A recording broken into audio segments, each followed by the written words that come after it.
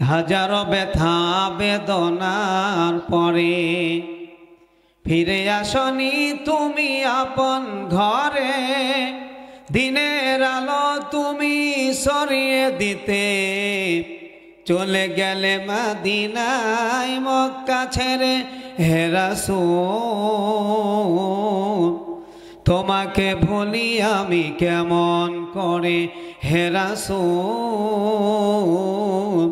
তোমাকে ভুলি আমি কেমন করে। হাজারো ব্যথা বেদনার পরে ফিরে আসনি তুমি আপন ঘরে। দিনের আলো তুমি সরিয়ে দিতে চলে গেলে মদিনায় মক্কা ছেড়ে হে রাসূল। তোমাকে ভুলি আমি কেমন করে হে রাসূল, তোমাকে ভুলি আমি কেমন করে। খেয়ে না খেয়ে দিন প্রচারের কাজে নিজেকে দিয়েছ বিলিয়ে। তায়েফের কাফেরেরা চিনল না সে আলো, দুষ্ট ছেলেদের পিছু দিল লেলিয়ে। খেয়ে না খেয়ে দিন প্রচারের কাজে নিজেকে দিয়েছ বিলিয়ে। তায়েফের কাফেরেরা চিনল না সে আলো, দুষ্ট ছেলেদের পিছু দিল লেলিয়ে। পাথরের আঘাতে ক্ষত বিক্ষত হয়ে সারা শরীর থেকে রক্ত ঝরে হে রাসূল। তোমাকে ভুলি আমি কেমন করে হে রাসূল, তোমাকে ভুলি আমি কেমন করে। হেরার গুহায় তোমারই ধ্যান, আসমান থেকে নামে আল কোরআন। হেরার গুহায় তোমারই ধ্যান, আসমান থেকে নামে আল কোরআন। বাংলা সবার ভুল তোমারই পরে আসলো কোরআনের ছায়া তলে। খালিদ ওমর আলী আবু বকর ইসলামী ঝান্ডা নীল যে তোলে। আল আমিন তুমি ছিলে যে সদা সকল মানুষের তরে হে রাসূল। তোমাকে ভুলি আমি কেমন করে হে রাসূল, তোমাকে ভুলি আমি কেমন করে। হাজারো ব্যথা বেদনার পরে ফিরে আসনি তুমি আপন ঘরে। দিনের আলো তুমি সরিয়ে দিতে চলে গেলে মদিনায় মক্কা ছেড়ে হে রাসূল। তোমাকে ভুলি আমি কেমন করে হে রাসূল, তোমাকে ভুলি আমি কেমন করে। জামনগর ঘোষপাড়া জামে মসজিদের উন্নতি কল্পে আজকের ঐতিহাসিক ইসলামী জালসা, পোস্টার নাই না এখানে, ইসলামী জালসার সম্মানিত সভাপতি, সম্মানিত প্রধান অতিথি, বিশেষ অতিথি যারা উপস্থিত আছেন, আল্লাহ সুবহানাহু ওয়া তাআলা সকলকে নেক হায়াত এবং দিনের পথে কবুল করুন। সকলে বলুন আমিন। প্রাণ খুলে সবাই বলুন আমিন। এখানে আসতে পেরে আপনারা বেজান না খুশি? সবাই খুশি তো? বলেন ইনশাআল্লাহ। আজকের মাহফিলের সম্মানিত ওলামায়ে কেরাম, জাতির জাগ্রত বিবেক, সময়ের সাহসী সন্তান, বিশেষ করে আলোচনা রেখে ধন্য করেছেন। মাগরিব থেকে শুরু করে এ পর্যন্ত অনেক ওলামায়ে কেরাম আলোচনা করেছেন। আতাউল গনি, হযরত মাওলানা আতাউল গনি আল মাদানী, সামনে পোস্টার থাকলে সুবিধা হয়, এবং তামজিদ বিন সেকেন্দার, আমার প্রিয় ভাই তাওহিদুল ইসলাম সহ হযরত উলামায়ে কেরাম যারা আলোচনা করেছেন, আল্লাহ সুবহানাহু ওয়া তাআলা সকলকে এই জাতির জন্য এবং এই জাতির খেদমতে সবাইকে কবুল করুন। সকলে বলছে আমিন। খুশি হয়ে বলুন আমিন। আলেমরা খেদমত করতে পারলে আপনারা বেজান না খুশি? এজন্য প্রাণ খুলে বলুন আমিন।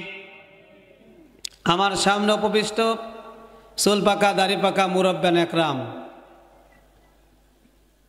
জিনাদেরকে আল্লাহ সম্মান দিয়েছেন এবং অতি সম্মানিত। আল্লাহর হাবিব সাল্লাল্লাহু আলাইহি সাল্লাম বলেছেন, মানুষের যদি চুল পেকে যায় বা চুল দাড়ি সাদা হয়ে যায় তাহলে আল্লাহর কাছে তারা সম্মানী হয়। সম্মানীয় ব্যক্তিবর্গ অতি আদরের কচি ও কাঁচা মাঝখানে বসে থাকা, পর্দার আড়ালে অবস্থানরতা আজকের মাহফিলের সম্মানিতা মহিলা শ্রোতা, বাংলার আবেদা সালেহা জাকেরা শাকেরা তাহেরা, সম্মানিতা মা এবং বোনেরা, সেই সাথে আমার প্রিয় সফর সঙ্গী হযরত মাওলানা আব্দুল মান্নান, মাওলানা শাকিল আহমেদ এবং স্নেহের নাইমুর রহমান সহ সকলকে আবারও সালাম জানাই এবং সকলকে মোবারকবাদ জানাচ্ছি। আসসালামু আলাইকুম ওয়া রাহমাতুল্লাহি ওয়া বারাকাতুহু। এবার জানতে চাই, আপনারা এখানে আসতে পেরে বেজান না খুশি? কম না বেশি? সব সময় শুকরিয়া আদায় করবেন কার? সকল ক্ষমতার মালিক কে? সকল ক্ষমতার উৎস কে? কেউ যেটা পারে না পারে কে?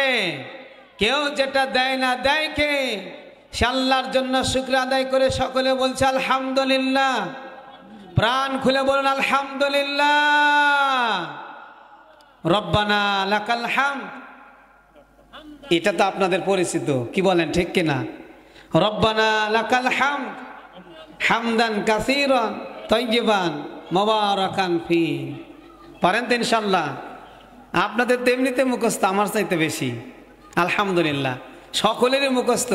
আল্লাহ তাআলা কবুল করুন। সকলে বলুন আমিন। আর একবার আমরা শুকরিয়া আদায় করে সকলে বলছি আলহামদুলিল্লাহ। দরুদ সালাম পেশ করছি সে নবীর প্রতি যিনি হলেন সর্বকালের সর্বযুগের সর্বশ্রেষ্ঠ মহামানব আশরাফুল আম্বিয়া, যে নবীর আগমনের ফলে আমরা হয়েছি পৃথিবীর বুকে শ্রেষ্ঠ জাতি উম্মতে মুহাম্মাদি। সে নবীর প্রতি দরুদ সালাম পেশ করলে আল্লাহর নবী নিজেই বলেছেন, কেউ যদি একবার দরুদ পড়ে নবীর প্রতি, আল্লাহর পক্ষ থেকে 10টা রহমত। প্রাণ খুলে বলুন সুবহানাল্লাহ। এজন্য সে নবীর প্রতি দরুদ সালাম সকলে পেশ করছি সাল্লাল্লাহু আলাইহি ওয়াসাল্লাম। দরুদ ইব্রাহিম পড়তে তো কারো আপত্তি নাই, আছে কি? তবে আমি যখন পড়েছি তখন অনেকে চুপচাপ ছিলেন, মনে হচ্ছিল অনেকে পড়ছেন না, অনেকে পড়ছেন। একবার বললে আপনার আমলনামায় 10টা রহমত নাজিল হয়ে যাবে। প্রাণ খুলে বলুন সুবহানাল্লাহ। এই যে পিছনে ভাইরা দাঁড়াতে হচ্ছে, আমি চাইবো আপনারা একটু আগে আসলে কি সমস্যা আছে? একটু আগে আসেন তো বাবজান, আগে আসেন, সামনে আসেন, এই যে সামনে উঠে আসেন। অনেক সময় ধরে আলোচনা শুনছেন। হ্যাঁ, একটু আগে আসেন। আমার মা বোনেরাও জায়গা পাচ্ছেন না। প্রিয় মা এবং বোনেরা, আপনারাও একটু সামনে আগে আসুন। পর্দার আড়ালে যারা অবস্থান রয়েছেন আপনারা আগে আসুন। এই যে ভাই আগে আসেন, আগে আসেন। রাগ করেছেন? আমার উপরে রাগ আছে? তাহলে সামনে আসেন ভাই, সামনে আসেন। রাগ করেছেন নাকি? পিছনে একটু জায়গা করে দেন, লোকজন এসে বসবে। আসেন, আপনারা একটু সামনে জায়গা নেন। সামনে নিলেই বেশি সব, বলেন ঠিক কিনা? এজন্য সামনে বসবেন। সামনে বসা, এই যে মাঝে মাঝে ফাঁকা রাখা যাবে না, একটু পূরণ করে বসেন ইনশাআল্লাহ। কি রাগ করলেন? পূরণ করা কথা শুনে কি রাগ করলেন নাকি? বক্তা এসে শুরু করলো কি? আপনারা অনেক সময় ধরে আলোচনা শুনতেছেন, বসেছিলেন, একটু মাজাটা লেগে গেছে, তো আপনার এই যে পরিবর্তন হয়ে গেল, এই জন্য একটু আরাম হয়ে গেল, বলেন ঠিক কিনা? ওই যে মাঝখানে ফাঁকা রাখা যাবে, ওইখানে শয়তান বসে উকালতি শুরু করবে যে এই কথা শোনা যাবে না, কারণ কোরআন হাদিসের কথা, কোরআন এবং সহিহ হাদিসের কথা একজন সহ্য করতে পারে না, সে হলো মিস্টার ইবলিস, শয়তান। জোরে বলেন ঠিক কিনা? আচ্ছা, মাঝে মাঝে যদি ঠিকঠাক আমি বলে নিই, আপনারা কি বেজার হবেন? বেজার হবেন? বেজার হবেন না। আমি ওই কথাটাই বলবো যে কথা বললে আপনার গুনাহ হবে না ইনশাআল্লাহ। বলেন ইনশাআল্লাহ। চেষ্টা করবো আমরা ইনশাআল্লাহ। তাহলে আমরা এখানে শুনতে এসেছি কোরআন। আমরা শুনতে এসেছি কি? কোরআন। কোরআন এবং সহিহ হাদিসের আলোকে অবশ্যই কথা হবে, অবশ্যই কথা হবে। হাদিস পড়েছে অনেকগুলি, আল্লাহ নবী সাল্লাল্লাহু আলাইহি ওয়াসাল্লামের মুখ নিঃসৃত অনেক বাণী থেকে, হাদিস থেকে 3টি হাদিস আপনাদের সামনে আমি পাঠ করেছি। তার মধ্যে একটা হাদিস একটু বলি। আল্লাহর হাবিব সাল্লাল্লাহু আলাইহি সাল্লাম বলেছেন, আল্লাহর হাবিব সাল্লাল্লাহু আলাইহি সাল্লাম বলেছেন, যাকাত আমাল ঈমান মান রাদিয়া বিল্লাহি রব্বা। যদি কেউ আল্লাহকে রব হিসাবে পেয়ে সন্তুষ্ট অর্জন করে, সেই হচ্ছে ঈমানের স্বাদ পেয়েছে। জোরে বলেন সুবহানাল্লাহ। তাহলে আল্লাহকে রব হিসাবে পেয়ে আমরা বেজান না খুশি? আল্লাহকে রব হিসাবে পেয়ে আমরা বেজান না খুশি? হাদিস থেকে বলছি, আল্লাহকে রব হিসাবে পেয়ে যারা খুশি। আল্লাহকে রব, রব হচ্ছেন একমাত্র আল্লাহ, যিনি আমাদের রব, তিনি আমাদের সব।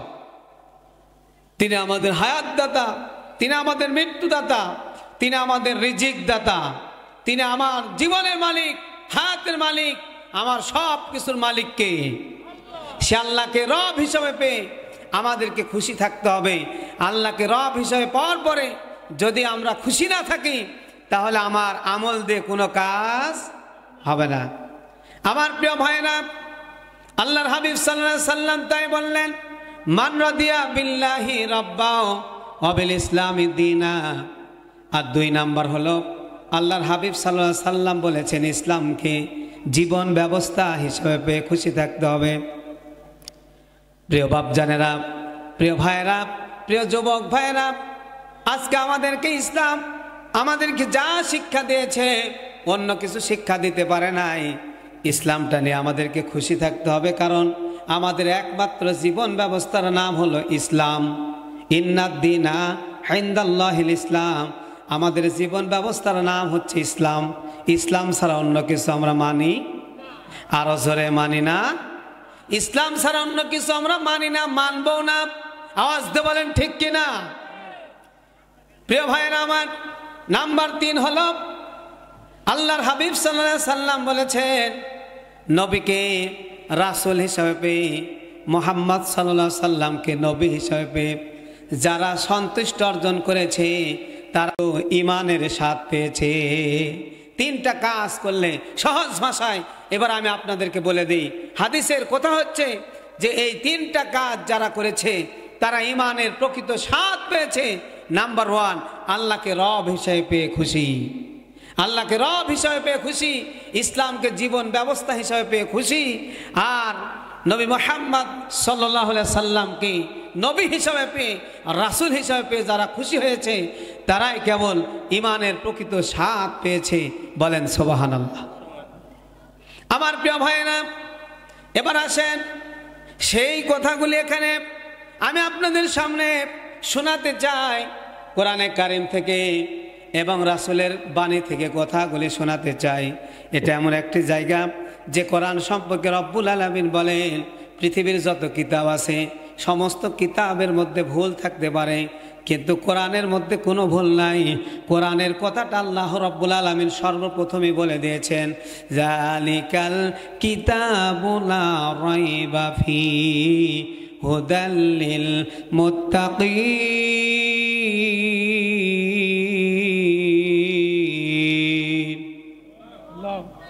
আচ্ছা, মাঝে মাঝে আল্লাহু আকবার বললে রাগ করবে? সবাই রাগ করবেন নাকি? কোরআনে কারিম তেলাওয়াত করব যখন, চুপ করে শুনবেন তখন, শেষ হয়ে যাবে যখন, আল্লাহু আকবার বলবেন তখন, এই সিস্টেম চলবে ততক্ষণ, শেষ হবে না যতক্ষণ। রাজি আছেন সবাই? আবার এই কোরআনে কারিমের তেলাওয়াত হবে, শেষ হওয়ার সাথে সাথে আমি কিছু বলবো না। ওয়ারাব্বাকা ফাকাব্বির, আল্লাহ বলছেন আল্লাহর নামে বলো তাকবীর, আপনারা তাকবীর দিবেন ইনশাআল্লাহ। রব্বুল আলামিন বলেন, যালিকাল কিতাবু লা রাইবা ফীহি হুদাল্লিল মুত্তাকিন।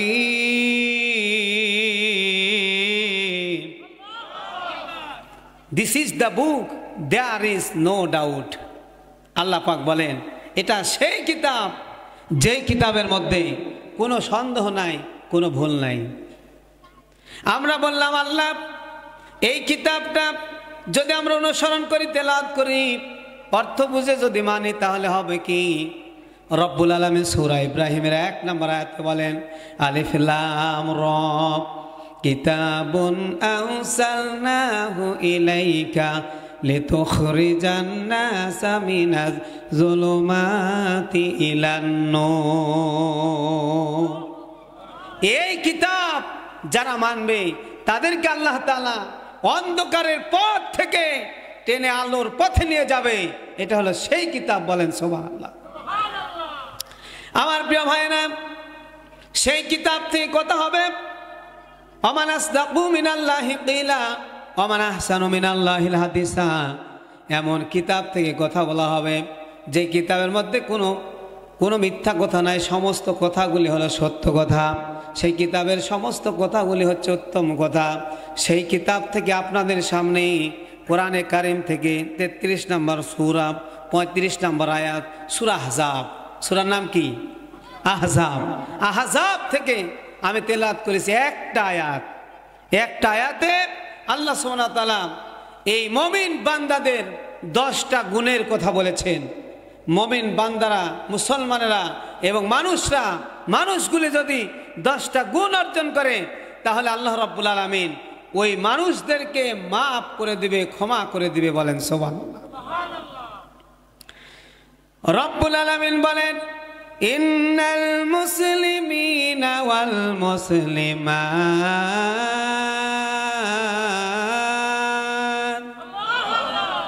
ঠান্ডা মাথায় ওয়াজ হবে। আমার প্রিয় ভাইরা, প্রত্যেক বক্তারা বেশিরভাগ ছেলেদের সম্পর্কে কথা বলে। কোরআনে কারিমেও বিভিন্ন জায়গাতে বেশিরভাগ ছেলেদের ব্যাপারে কথা বলা হয়েছে, মেয়েদের ব্যাপারে কম কথা বলা হয়েছে। এমন কথা যখন উঠে গেল, তখন এই আয়াতে কারিমাটা নাজিল হয়েছে। আমাদের প্রিয় আম্মা জান উম্মাহাতুল মুমিনিন উম্মে সালামা রাদিয়াল্লাহু তাআলা আনহা, তিনি এসে আল্লাহর হাবিব সাল্লাল্লাহু আলাইহি সাল্লামকে বললেন, ইয়া রাসূলুল্লাহ, ইয়া নবী আল্লাহ, হে আল্লাহর রাসূল, হে আল্লাহর নবী, আমাদের ব্যাপারে আল্লাহ তাআলার কি কোনো নির্দেশনা নাই? শুধুমাত্র তো ছেলেদের ব্যাপারে, ছেলেদেরকে জিহাদ করতে হবে, ছেলেদেরকে সংগ্রাম করতে হবে, নামাজ আদায় করতে হবে, অনেক কাজের কথা বলা হয়। আমাদের ব্যাপারে কি কোরআনে কারিমে কোনো নির্দেশনা নাই? এমন কথা যখন বলেছেন, আল্লাহ তাআলা এই আয়াতে কারিমা ঠিক সে সময় নাজিল করে দিয়েছেন, বলেন সুবহানাল্লাহ। আল্লাহ তাআলা এই আয়াতে কারিমা নাজিল করে সেই রাসূল পাক সাল্লাল্লাহু আলাইহি সাল্লামের প্রিয়তম স্ত্রী উম্মে সালামার সেই কথাটাকে কেন্দ্র করে আল্লাহ তাআলা আয়াতে কারিমা নাজিল করে এখানে মুসলমানদেরকে, মানুষদেরকে, নারী এবং পুরুষদেরকে 10টা গুণের কথা বললেন। 10টা গুণ যারা অর্জন করবে, রব্বুল আলামিন তাদেরকে ক্ষমা করে দিবেন এবং তাদেরকে সম্মানিত করবেন। প্রাণ খুলে বলেন সুবহানাল্লাহ। প্রিয় ভাইরা আমার, নাম্বার 1 হলো, 1 নম্বর আল্লাহ তাআলা বলেন ইন্নাল মুসলিমিনা ওয়াল মুসলিমাত। 1 নম্বর হলো রব্বুল আলামিন বলেন 1 নম্বরে আত্মসমর্পণকারী পুরুষ এবং আত্মসমর্পণকারী নারী। মুসলমান শব্দের অর্থ হচ্ছে আত্মসমর্পণকারী। রব্বুল আলামিন বলেছেন কোরআনে কারিমে সূরাতুল বাকারার মধ্যে হযরত ইব্রাহিমকে উদ্দেশ্য করে বলেছেন, ইব্রাহিম আসলিম। ইব্রাহিম আলাইহিস সালামকে যখনই বলেছেন আত্মসমর্পণ করো, সঙ্গে সঙ্গে আল্লাহর হাবিব, আল্লাহর নবী ইব্রাহিম আলাইহিস সালাম বললেন আসলামতু লিরাব্বিল আলামিন। ইব্রাহিম আলাইহিস সালাম বললেন আমি সেই মহান রব্বুল আলামিনের জন্য আত্মসমর্পণ করলাম, বলেন সুবহানাল্লাহ। শুধু তাই নয়, আল্লাহ তাআলা বলেন সূরা হামিম সিজদাতে রব্বুল আলামিন বলেন ওয়া মান আহসানু কাওলাম মিম্মান দাআ ইলাল্লাহ ওয়া আমিলা সালিহান ওয়া ক্বালা ইন্নানি মিনাল মুসলিমিন। আল্লাহ এখানে তিনটা অপশন দিয়েছে। নাম্বার 1, তার কথার চাইতে কার কথা উত্তম হতে পারে? যে মানুষকে আল্লাহর পথে ডাকে, তার কথা হচ্ছে সবচাইতে উত্তম কথা, দামি কথা। যে মানুষকে আল্লাহর পথে ডাকে, আল্লাহর পথে যারা ডাকে তারাই হচ্ছে দামি, তার কথাটাই হচ্ছে সবচাইতে দামি কথা। যেমন আপনারা বাসে চড়েছেন, চড়েন নাই? বাসে চড়ে দেখবেন বাসের ড্রাইভারের কাছে লেখা থাকে যে বাসের ড্রাইভারের সাথে বেশি কথা বলবেন না, কিন্তু ওই ড্রাইভারই বেশি কথা কয়। বলেন ঠিক কিনা? শুধু তাই নয়, ড্রাইভারের পাশে লেখা থাকে ধূমপান করা নিষেধ, একটু পরে দেখবেন বেটা সিগারেট জ্বালিয়েছে। বলেন ঠিক কিনা? এজন্য যে আল্লাহ তাআলা বলেছেন তার কথার চাইতে কার কথা উত্তম হতে পারে? যে আল্লাহর পথে ডাকে। আল্লাহর পথে যারা ডাকে ওই কথাটা উত্তম কথা। ধূমপান করা নিষেধ এই কথা উত্তম নয়, বরং ড্রাইভারের সাথে কথা বলা হবে না এই কথা উত্তম না। উত্তম কথা হচ্ছে একমাত্র ওই কথা যেটা হচ্ছে আল্লাহর পথে যারা ডাকে, যারা দাঈ আল্লাহর কাজ করে। সুবহানাল্লাহ বলেন। আমার প্রিয় ভাইয়েরা, শুধু তাই নয়, কারণ হচ্ছে যারা দাঈ আল্লাহ তারা নিজে আমল করে, মানুষকে ডাকে আর নিজে আমলটা ঠিকঠাক করে। ড্রাইভার যেমন ধূমপান করতে নিষেধ করে নিজেই ধূমপান করতেছে, ড্রাইভার যেমন কথাবার্তা বলতে নিষেধ করে নিজেই কথা বলে। রব্বুল আলামিন শিখাচ্ছেন ইয়া আইয়ুহাল্লাযীনা আমানু লিমা তাকুলুনা মা লা তাফআলুন। আল্লাহ তাআলা বলেন গোলাম শোনো শোনো, যারা ঈমানদার তারা ওই কথা বলো না যেই কাজ তোমরা করবে না সেই কথা তোমাদের বলা যাবে। আরো জোরে, জোর হলো না? কিছুদিন আগে এই যে এখানে আপনারা মিছিল করেছিলেন, 1 কাপ চা খেয়ে যা মিছিল করেছেন, আমার কাছে কিন্তু রিপোর্ট আছে। বলেন ঠিক কিনা? ওই মিছিলে গিয়ে আপনি নেতার নামে স্লোগান দিলেন, আমার ভাই তোমার ভাই, বল্টু ভাই বল্টু ভাই, বল্টু ভাইয়ের চরিত্র ফুলের মতো পবিত্র, নামাজ পড়ে না, 1 ওয়াক্ত আছে না নাই? কোনো সওয়াব হয়েছে? কিন্তু এখানে যদি আপনি আল্লাহর নাম নবীর নাম যদি ধীরে বলেন অথবা আস্তে বলেন, আল্লাহু আকবার যদি একবার জোরে বলেন, খুশি হবেন কে? লিল্লাহে তাকবীর, লিল্লাহে তাকবীর, নারে তাকবীর। বেজান না খুশি? আল্লাহ বেজান না খুশি? তাহলে আল্লাহ যেই কাজে খুশি আমরা সেই কাজ করব। বলেন ঠিক কিনা? পারবো তো ইনশাআল্লাহ? আমার প্রিয় ভাইরা, লাইনচ্যুত হওয়া যাবে না। তাহলে নাম্বার 1 হলো দাঈ আল্লাহ, তার কথা হচ্ছে সবচাইতে উত্তম কথা। উত্তম কথা বলার সাথে সাথে রব্বুল আলামিন বলেন ওয়া আমিলা সালিহা, তাকে সৎ আমল করতে হবে। যেমনি কথা বলবে সেমনি তাকে আবার ওই আমলগুলি নিজে আগে করতে হবে। নিজে আমল না করে মানুষকে যদি আমলের কথা বলা হয়, এই ব্যক্তির কিন্তু খবর আছে। বলেন ঠিক কিনা? খবর আছে না নাই? নিজে যদি নামাজ না পড়ে আরেকজনকে নামাজের আহ্বান করে কোন ইমাম সাহেব, সেই ইমামের পিছনে আপনারা কেউ নামাজ পড়বেন? জোরে বলেন, পড়বেন? কেউ পড়বে না, কারণ আপনারা বুঝে নিয়েছেন ইমাম নামাজ পড়ে না। কাজে ইমাম যদি নামাজ না পড়ে কোনো মুসল্লিও পড়বে না। এই জন্য আল্লাহ বলছেন 3টা কথা। নাম্বার 1, তার কথার চাইতে কার কথা উত্তম হতে পারে? যে আল্লাহর পথে মানুষকে ডাকে। নাম্বার 2, যে সৎ আমল করে। নাম্বার 3, এবার ওয়াকালা ইন্নানি মিনাল মুসলিমিন। রব্বুল আলামিন বলছেন 3 নাম্বার তারা বলে আমরা মুসলমান। জোরে বলেন আমরা কি? আমরা সবাই কি? আপনারা কি? এই আশপাশে ইনারা কি? ডান পাশে কি? বাম পাশে কি? সবাই মুসলমান। চিৎকার মেরে বলে আল্লাহু আকবার। আমরা সবাই মুসলমান। সবাই জোরে বলেন আমরা কি? ভাই পিছনে ভাইরা কি রাগ করেছেন? আমরা কি বলেন তো? মুসলমান, আমরা সকলে মুসলমান। এবার রব্বুল আলামিন বলেন, গোলাম শোনো শোনো, ইয়া আইয়ুহাল্লাযীনা আমানুত্তাকুল্লাহা হাক্কা তুকাতিহি ওয়া লা তামুতুন্না ইল্লা ওয়া আনতুম মুসলিমুন।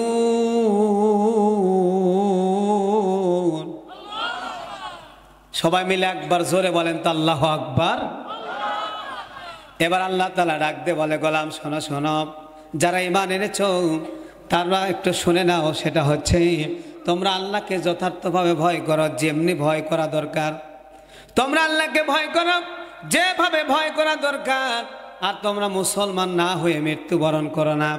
তাহলে 1 নম্বর শর্ত হচ্ছে আল্লাহ তাআলা মানুষের 10টা গুণের কথা বলেছেন।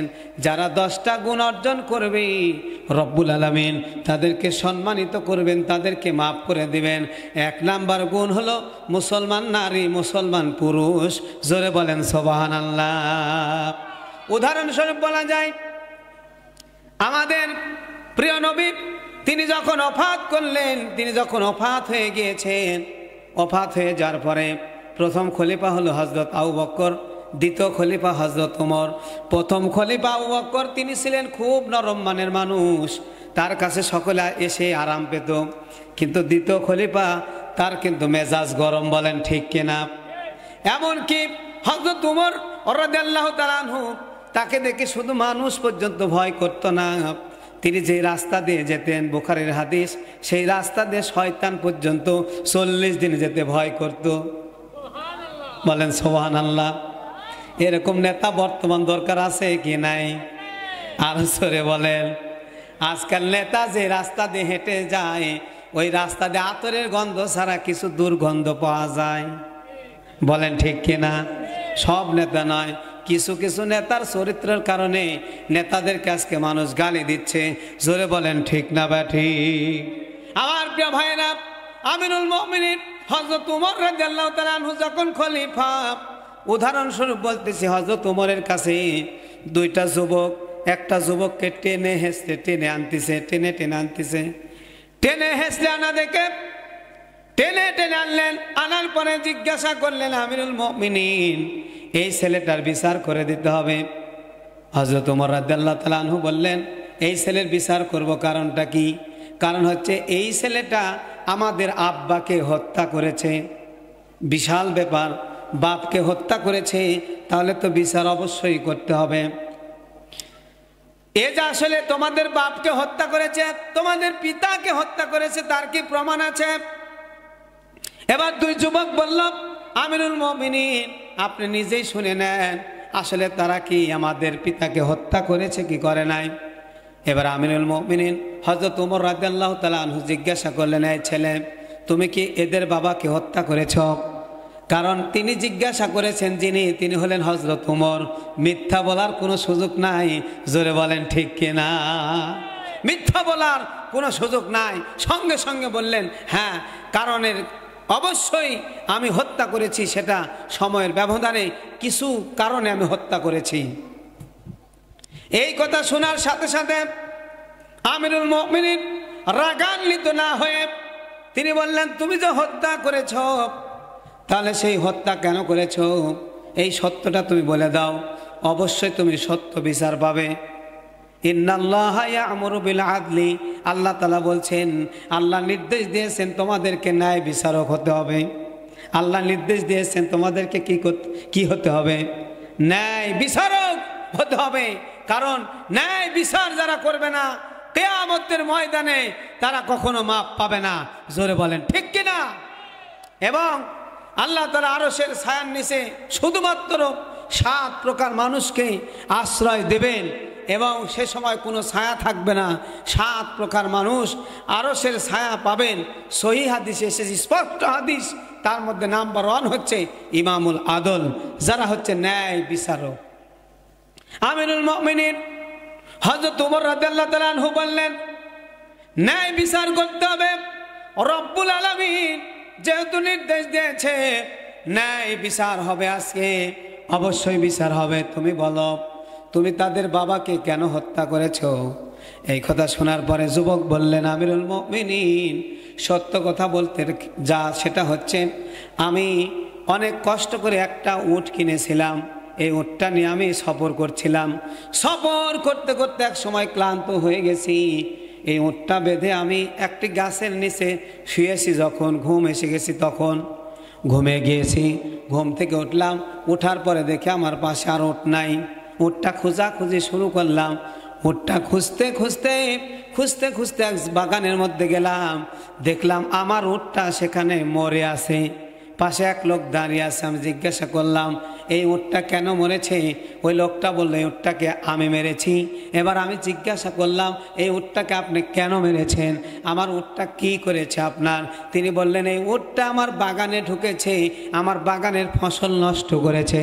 এই কথা বলার সাথে সাথে আমার মাথাটা গরম হয়ে গেল। মাথা গরম হওয়ার পরে আমি জিজ্ঞাসা করলাম, আমার উট এই বাগানের মধ্যে ঢুকেছে, ঢুকার অপরাধে আপনি আমার উটকে হত্যা করেছেন। আমার উটকে কেন হত্যা করলেন? আপনি যদি আমাকে বলতেন তাহলে তো আমি এই বাগানের জরিমানা দিতাম। যদি ফসল নষ্টই হতো তাহলে আমি জরিমানা দিতাম। এইভাবে তর্ক করতে করতে করতে করতে এক পর্যায়ে এক সময় দুইজন বেশি তর্ক হয়ে গেছে।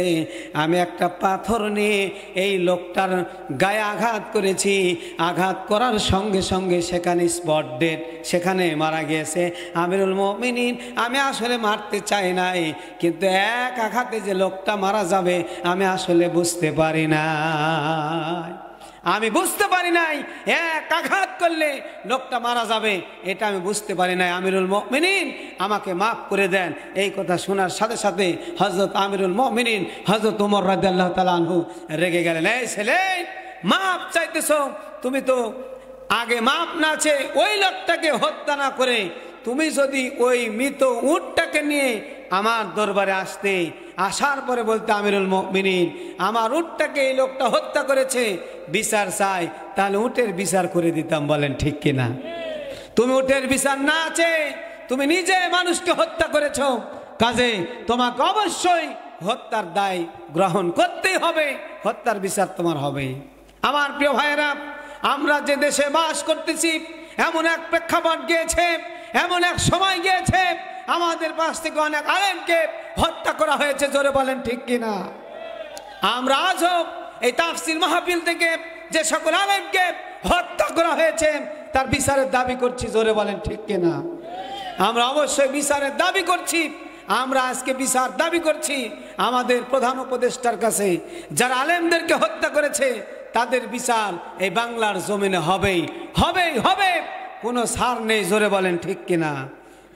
অবশ্যই তাদের বিচার হবে, কারণ বিচার না করলে তাদেরকে ছেড়ে দেওয়া হবে, বিচার হবে ইনশাআল্লাহ। প্রিয় ভাইয়ের আমার, মাঝে মাঝে যদি আমি একটু পানি খাই গরম, তাহলে আপনাদের কি আপত্তি আছে? কারো কি সমস্যা আছে? আবার বলতে পারেন, হুজুর পানি একা একা খাইলে হবে না, দেওয়া লাগবে। তবে যদি খেতে চান দিতে রাজি আছি, সমস্যা নেই। যতক্ষণ আছে ততক্ষণ দেব ইনশাআল্লাহ। ওই অনেক ব্যক্তির মতো আমি বলবো না যে আমি চা খাই না, এখন কফি খাই। কি কন, ঠিক কিনা? বলেন তো কে বলেছে? দেখছেন, মনে আছে, তাহেরি কি বলেছে? আমি চা খাই না, এখন কফি খাই। তো যাই হোক, যে যা বলে বলুক, আমি চাও খাই না, কফিও খাই না, একটু গরম পানি খাই। কারণ প্রত্যেক দিন প্রোগ্রাম করলে একটু সমস্যা হয়। বলেন ঠিক কিনা? আবার এই যে শীত গরম আবহাওয়াটা চলতেছে, কখনো শীত কখনো গরম, এজন্য একটু কষ্ট হচ্ছে। পানি খেলে আপনারা কষ্ট পাবেন না তো? ইনশাল্লাহ বলেন ইনশাল্লাহ। কোনো কষ্ট নাই, আমাদের বুকে আছে শুধু প্রাণ ঢালা একেবারে ভালোবাসা। বলেন ঠিক কিনা? তবে আমাদের ভালোবাসা কিন্তু ওই রকম ভালোবাসা নয়। ভালোবাসার জন্য আজকে এক যুবতীকে ভালোবাসতে গিয়ে নিজের জীবনটা একেবারে সেকা খেয়ে বাঁকা হয়ে গেছে। জোরে বলেন ঠিক কিনা? যুবকের আজকে যুবতীর পিছনে ঘুরে, আহারে এই যুবক বুঝতে পারে না যুবকের যে কত দাম। যুবক যদি জানতো যে যুবকের কত দাম, তাহলে যুবতীর পিছনে বেশি ঘোরাঘুরি করতো না। এক যুবক গিয়ে বলছে, চাচা বাড়িতে কি হয়েছে? বাড়িতে কি হচ্ছে? এগুলি কি হচ্ছে? চাচা হেনা কোথায়? হেনা শুনেছেন আপনারা? চাচা হেনা কোথায়? তো বলছে এবার চাচা বলছে, ভাতিজা হেনার কথা বলো না, ওই হেনার বিয়ে হয়ে গেছে। আহারে, যুবক কত কষ্টে আছে বলেন, ঠিক কিনা? বর্তমান সময়ের যুবকেরা কত কষ্টে আছে। হেনা চলে গেল, হেনা তাকে ফাঁকি দিয়ে চলে গেল। এবার সে প্রেমের সমাধি আটলো, প্রেমের সমাধি লেখলো। প্রিয় ভাইয়ের আমার, এবার আমি আপনাদেরকে যে কথাটা শোনাতে চাই সেটা হচ্ছে আমিরুল মুমিনিন হযরত ওমর রাদিয়াল্লাহু তাআলা আনহু যুবককে জিজ্ঞাসা করলেন, যুবক আমাকে বলতে পারতে তোমার উটকে মেরেছে, আমার কাছে এসে যদি বলতে তাহলে তোমার জন্য ন্যায় বিচার হতো। তুমি বলো নাই তুমি মানুষকে হত্যা করেছো, অবশ্যই হত্যার বিচার হবে। আপনার বিচার দেখতে চান? সবাই দেখতে চান ইনশাআল্লাহ। আমার প্রিয় ভাইরা, আমিরুল মুমিনিন হযরত ওমর রাদিয়াল্লাহু তাআলা আনহু এবার ওই ব্যক্তির দুই ছেলেকে জিজ্ঞাসা করলেন, যুবক তোমরা কি তোমাদের পিতার হত্যার বিচার চাও? তারা বলল, অবশ্যই হত্যা চাই, অবশ্যই বিচার চাই। কারণ হচ্ছে কোরআনে কারিমে কাউকে যদি হত্যা করা হয় হত্যার পরিবর্তে হত্যা করতে হবে, এটা হচ্ছে কোরআনের বিধান। জোরে বলেন ঠিক কিনা? কোরআনের বিধান। কারণ হত্যার পরিবর্তে কি হবে? হত্যা হবে। আমরা চাই, আমাদের পিতাকে হত্যা করেছে, কাজে আমরা তার হত্যা করতে চাই, তাকে হত্যা করতে চাই। আর এর ন্যায় বিচার চাই। আপনি ন্যায় বিচারক, আপনি তো অবশ্যই ন্যায় বিচারক। আমিরুল মুমিনিন হযরত ওমর রাদিয়াল্লাহু তাআলা আনহু বললেন, অত কথা বলার দরকার নাই, ন্যায় বিচার অবশ্যই হবে। ওমর যেখানে আছে সেখানে অন্যায় হতে পারে? অন্যায় হতে পারে না। এবার তিনি বললেন, তোমার তো এখন রায় হবে, তোমার বিচারের ফায়সালা হচ্ছে, তুমি হত্যা করেছো, তোমাকেও হত্যা করা হবে। তবে তোমাকে একটা অভয় দেওয়া হলো, তোমাকে একটা সুযোগ দেওয়া হলো, তোমার শেষ ইচ্ছা কি? যাদের ফাঁসি হয় তাদেরকে বলা হয় তোমার শেষ ইচ্ছা কি বলো, এবং তাকে নামাজ পড়ানো হয়। সুবহানাল্লাহ বলে। এবার যুবককে বলা হলো তোমার শেষ ইচ্ছা কি তুমি বলো, তোমার যে ইচ্ছাটা পূরণ করা হবে। আমার প্রিয় ভাইয়েরা, এবার যুবক বললেন, আমিরুল মুমিনিন আমার তেমন কোনো ইচ্ছা নাই, আমার ইচ্ছা হলো আমার কাছ থেকে কিছু আমানত পাবে। আমার পাড়া পড়োশি তার কিছু আমানত আমার কাছে আছে, আমি আমার বাড়িতে যাব, 3 দিন সময় নেব, বাড়িতে গিয়ে আমানতটা ফিরে দেব, 3 দিন পরে চলে আসব। লোকজন বলতেছে পাগল নাকি, 3 দিন সময় নিয়ে চলে যাবে, ওই লোক কি আর ফিরে আসবে? আপনাদের এলাকায় এইরকম লোক যদি একবার যায়, বলেন তার জীবনে কিয়ামত হলেও কি সে ফিরে আসবে? লোকজন বলতেছে কি পাগল নাকি, গরম পানির আদা খাওয়াচ্ছ, তুমি যাবে ঘুরে আসবে, তার প্রমাণ কি? তাই তো কথা ঠিক আছে। আমার প্রিয় ভাইরা, যুবক এবার সকল মানুষের দিকে তাকায়, মানুষগুলি যুবকের দিকে তাকায়, যুবক কিছুই বলতে পারে না। যুবক বারবার বলে, আমিরুল মুমিনিন অবশ্যই আমি ওয়াদা করতেছি 3 দিন পরে ফিরে আসবো। কিন্তু আমিরুল মুমিনিন হযরত ওমর বলেন, লোকজনের তো বিশ্বাস নাই, তুমি যে যাবে আর ফিরে আসবে, এর প্রমাণ কি? প্রমাণ রেখে যাও, যদি প্রমাণ রাখতে পারো তাহলে তোমাকে যাওয়ার অনুমতি দেওয়া হবে। ইন দ্য মিন টাইম, ঠিক এই সময় নাম হলো আবু যর। জোরে বলেন সুবহানাল্লাহ। হযরত আবু যর রাদিয়াল্লাহু তাআলা আনহু নামক একজন সাহাবী দাঁড়িয়ে গেলেন।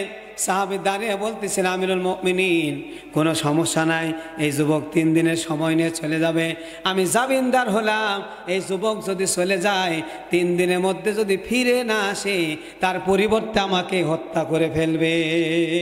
লোকজন বলতেছে আবু যর মাথা খারাপ হয়ে গেছে, পাগল হয়ে গেছে, এই যুবকের জন্য এত বড় রিস্ক নেওয়ার দরকারটা কি? বলেন না, এটা কি রিস্ক কিনা? ওই যুবক ফিরে আসবে, তার প্রমাণ কি? ফিরে তো নাও আসতে পারে, অযথা নিজের জীবনটা নিজে নষ্ট করে দিচ্ছে। লোকজন বলতেছে যে আবু যর এই কাজ করার দরকার নাই, এই যুবক যে ফিরে আসবে তার প্রমাণ আছে? বলেন প্রমাণ আছে? প্রমাণ তো নাই, তো এত বড় রিস্ক নেওয়ার দরকার নাই। আবু যর বললেন, এই যুবক হলো মুসলমান। জোরে বলেন সুবহানাল্লাহ। আর একবার বলেন সুবহানাল্লাহ, প্রাণ খুলে বলেন সুবহানাল্লাহ। যুবক কি? মুসলমান। যুবক কি? আপনারা কি? আমরা কি? দেখছেন বিশ্বাস, মুসলমানদের কি বিশ্বাস একজন আরেকজনের উপরে। আবু যর বললেন, এই যুবক মুসলমান, আমিও মুসলমান, সমস্যা নাই, মুসলমানদের কথার কোনো খিলাফ নাই, মুসলমানরা কথা দিলে কথা রাখে। সুবহানাল্লাহ বলেন। চিন্তা করেন, বিষয়টা একটু বুঝবেন, মুসলমানরা কথা দিলে কথা রাখে, অথচ বর্তমান মুসলমান আপনার কাছ থেকে এক ভাই আরেক ভাইয়ের কাছে 1000 টাকা হাওলাত নিয়েছে। হাওলাত, হাওলাত বুঝেন তো? হাওলাত নিয়েছে আর বলেছে 1 সপ্তাহ পর দেবে। 1 সপ্তাহ হয়ে গেছে, ওই লোকটার আর খোঁজ নাই। 10 দিন পরে রাস্তায় দেখা হয়েছে, আপনি মোটর সাইকেল নিয়ে যাচ্ছেন, ওই লোকটা দেখে আপনাকে দেখে পেশাব করার ভান করে খাদের মধ্যে গেছে। খাচ্ছিলেন, খাচ্ছিলেন তো, খাদের মধ্যে গিয়েছে। এবার তাকে তুলে আনেন, জিজ্ঞাসা করেন খাদের মধ্যে কি আসলে পেশাব করতে গিয়েছো? সে বলবে যে আসলে 1000 টাকা দেওয়ার ভয়ে পেশাব করতে গিয়েছি। আমার জীবনে এরকম একটা ঘটনা ঘটেছে, এক লোকের কাছ থেকে 1000 টাকা পাবো আমি কোনোদিন চাইনি, তো আমি জানিও না, ভুলে গিয়েছি, ভুলা ভুলা ভাব। ইন দ্য মিন টাইম, ওই জন্য এই কথাটা বললাম। একদিন মোটর সাইকেল চালিয়ে যাচ্ছি, ওই লোকটা আমাকে দেখেই মাঠের মধ্যে দৌড় দিয়েছে। তাই ভাবলাম কি ব্যাপার, লোকটা দৌড় দিল, আচ্ছা ঠিক আছে, দৌড়ে গিয়ে পেশাব করতে বসেছে। তখন আমার মনে হয়েছে ওহো, আমি তো 1000 টাকা পাবো। আমার শরমে আমি ওখান থেকে মোটর সাইকেল টান দিয়ে চলে গিয়েছি। কথাটা বোঝেন? আর এক বেচারিকে এবার হাওলাত দিয়ে, ও এখনো দেয় নাই। কি মুসলমান চিন্তা করেছেন? আজকে মানুষ কিন্তু আর হাওলাত দিতে চায় না। জোরে বলেন ঠিক কিনা? এই ব্যক্তি হাওলাত দিচ্ছে না, আবার যদি বলা যায় 50,000 টাকা সুদের উপর, বললো তোমার ভাবির কাছে একটু বলা লাগবে। কি কন ঠিক কিনা? দেখি তোমার ভাবির কাছে একটু বলি। ভাবির কাছ থেকে বলার কথা বলে নিজের পকেট থেকে 50,000 টাকা বের করে দিচ্ছে আর গণনা করতেছে। রমজান মাস, সামনে রমজান মাস না, রমজান মাসে ওই লোকটা ওই সুদের টাকা দিতে এসেছে। আসার পরে ডাক দিয়েছে, চাচা আসসালামু আলাইকুম। চাচা বের হয়ে বলছে, এই বেয়াদব, জানিস না রোজার সময় এখন আসে, ইফতার পরে আয়, ইফতার পরে। তার মানে বুঝাচ্ছে ইফতারের পরে সুদ খাওয়া যায় যাচ্ছে। জোরে বলেন ঠিক কিনা? এরকম মুসলমান হলে কি চলবে? তো আবু যর বলছে আমি মুসলমান, যেই যুবক চলে যাচ্ছে সেও মুসলমান, দাম আছে। বলেন ঠিক কিনা?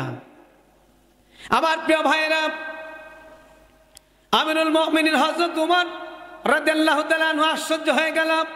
আহারে, নিজের জীবনটা নিজে এভাবে, নিজের জীবনটা নিজে বিপদে ফেলতেছে আবু যর, কিন্তু কিছুই বলার নাই, কারণ নিজেই সে জামিনদার হয়ে গেছে। এবার আমিরুল মুমিনিন হযরত উমর বললেন, আমার আদালতে ন্যায় বিচার, অবশ্যই কিন্তু ন্যায় বিচার হবে। এই যুবক যদি ফিরে না আসে 3 দিন পরে তোমাকে হত্যা করা হবে। আবু যর বললেন ঠিক আছে। এই কথা বলে যুবকটা তার টাকরা ঘোড়া নিয়ে এবার ছুটে চলে গেল তার বাড়িতে আমানতটা ফিরে দেওয়ার জন্য। আমানত ফিরে দিতে চলে গিয়েছে। বাড়িতে বিয়ে করেছিল, নতুন বিবাহ করেছে, বাড়িতে যত আমানত ছিল আমানতগুলি ফিরে দিয়েছে। ফিরে দেওয়ার পরে একদিন চলে গেল, যুবকের কোনো খোঁজ নাই। লোকজন বলে একবার গেলে কি আর আসবে? জোরে বলে না আসবে, আসার তার সম্ভাবনা নাই। দ্বিতীয় দিন চলে গেল, লোকজন বলতেছে আবু যর তুমি লোকজনকে চেনো না, এই লোক আর জীবনেও ফিরে আসবে না। তৃতীয় দিন যখন চলে যায়, জুমার দিন চলে এসেছে, জুমার নামাজ আদায় হচ্ছে। জুমার নামাজ আদায় করার পরে তৃতীয় দিনে সবাই অপেক্ষারত, দেখি যুবক আসে কি আসে না। সকল লোক বলতেছে পাগল হয়েছে, পাগল, এই যুবক আর কোনোদিন ফিরে আসবে না, কোনোদিনে আসবে না, কোনোদিনে আসবে না। এবার আপনারা বলেন যুবক ফিরে আসবে? জোরে বলেন, যুবক কি ফিরে আসবে? যাই হোক, আপনাদেরও সে বিশ্বাস আছে যুবক অবশ্যই ফিরে আসবে। আমার প্রিয় ভাইরা, জুমার নামাজ পড়ে আমিরুল মুমিনিন হযরত উমর রাদিয়াল্লাহু তাআলা আনহু বললেন, আবু যর তোমার খবর কি? তোমার এবার কিন্তু বিচার হবে, তোমাকে হত্যা করা হবে। আবু যর বললেন কোনো সমস্যা নাই, একজন মুসলমানদের জন্য আর এক মুসলমান হত্যা হবে, ইতিহাস সাক্ষী হয়ে থাকবে, কোনো সমস্যা নাই। বলেন সুবহানাল্লাহ। এই কথা শোনার পরে অন্যান্য লোক চিন্তায় পড়ে গেছে, আবু যর অযথা নিজের জীবনটা দিয়ে দেবে। জল্লাদ সে সময় আবু যরকে হত্যা করার পরিবর্তে যে জল্লাদ হত্যা করার জন্য রেডি হয়ে থাকতো, সেই জল্লাদটা কান্নাকাটি শুরু করে দিল। আহারে, আবু যর একজন ভদ্র সাহাবী, আবু যর জীবনেও জোরে জোরে কথা বলে না, আবু যর মানুষকে কষ্ট দেয় না, আবু যর কখনো মানুষের অন্যায় করে নাই, আবু যর মানুষের আমানতের খেয়ানত করে নাই, ওয়াদার খেলাপ করে নাই, মানুষের সাথে কোনো ধরনের বেয়াদবি করেন নাই, এইরকম একজন সাহাবী এখন মৃত্যুবরণ করবে, আমি তাকে হত্যা করবে, এটা কি মেনে নেওয়া যায়? সবাই আশ্চর্য হয়ে গেছে।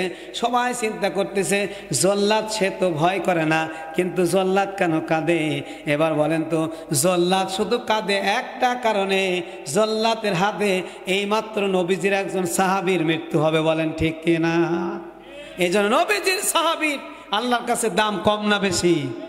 ওই সময়ের লোকেরা বুঝতো একজন মুসলমানের যেমন দাম, সাহাবীরও যেমন দাম, তেমনি একজন মুসলমানেরও এইরকম দাম। বর্তমান মুসলমানের দাম না থাকার কারণ হচ্ছে বর্তমান মুসলমানদের কোনো ওয়াদা ঠিক নাই। জোরে বলেন ঠিক কিনা? শুধু তাই নয়, বর্তমান মুসলমান মিথ্যা কথা বলে একেবারে পানির মতো, পানির মতো। ঠিক না? ঠিক বলেন। আবার বর্তমান মুসলমানদের চরিত্র কত বলবো। বর্তমান মুসলমান চিন্তা করে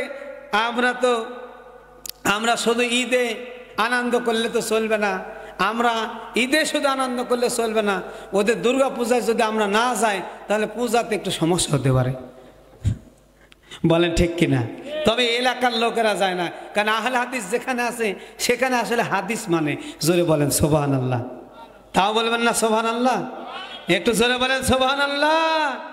কারণ হাদিসে আছে ওই মূর্তির সামনে যাওয়া তো দূরের কথা, ওই রাস্তাতে গেলেই আপনাকে বলতে হবে লা হাওলা ওয়ালা কুওয়াতা ইল্লা বিল্লাহ। জোরে বলেন ঠিক কিনা? আর দুর্গা পূজা কি বের করে নিয়ে আসে, ওইখানে যাওয়ার কি কোনো প্রসেস আছে? কাজে আপনারা যান না। তবে আমাদের এলাকায় কিছু লোক আছে, আমাদের এলাকায় কিছু লোক আছে রাত 8টার পরে, শীতের দিন হলে আরো সুবিধা হয়। শীতের দিন হলে কি হয়? আরো সুবিধা। মাফলারটা দিয়ে দাঁড়িয়ে আসে না নাই, কারণ মুছ থাকলে তো সমস্যা নাই। বলেন ঠিক কিনা? এমন বাধা বাঁধে, দাড়িটা বেঁধে আস্তে করে চলে গিয়েছে। যাওয়ার পরে সেখানে আবার ওই যে মিষ্টি মিষ্টান্ন খায়। স্পষ্ট রাসূলের বক্তব্য, নবীজির কথা, কেউ যদি ওই যে মূর্তিকে দেওয়া কোনো মিষ্টি কেউ যদি খায়, সে কখনো জান্নাতের গন্ধ পাবে না, পাবে না, পাবে না। জোরে বলেন ঠিক কিনা?